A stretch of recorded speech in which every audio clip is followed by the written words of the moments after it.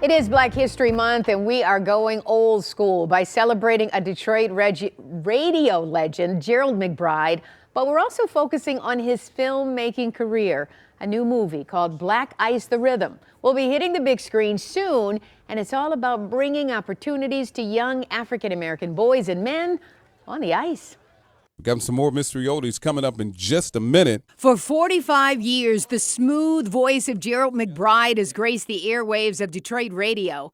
The last 26 on 92.3 FM. One thing about my childhood, my mother played a lot of music in the house. Now he's venturing into the filmmaking business. His latest project, soon to hit the big screen, Black Ice Rhythm, about hockey in Detroit.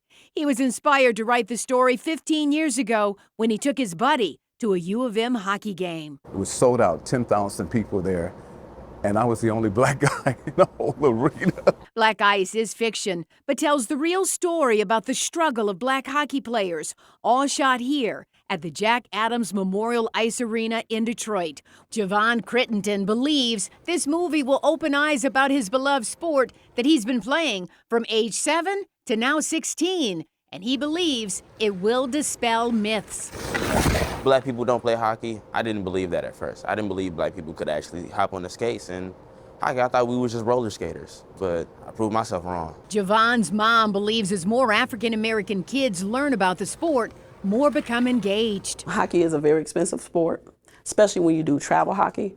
But Jack Adams and Detroit Ice Dreams, they made it affordable, especially being a single mom. Arthur Cartwright has a starring role in Black Ice as a hockey player with dreams of the National Hockey League. But a run-in with the law forces him to do community service, coaching these Detroit kids. It's a big story about redemption. My character is trying to redeem himself by teaching these kids something about this sport, you know, a sport that you don't see a lot of us playing. Beating the odds, overcoming adversity, and racism are all themes touched on in this movie. And for these kids turned actors, it's their real life. When you say kind of racism, like, what would that be?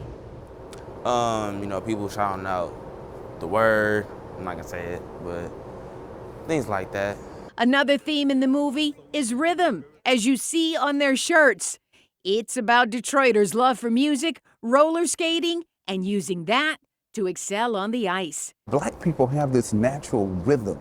I thought, what if the kids who knew how to roller skate could adapt that to playing hockey?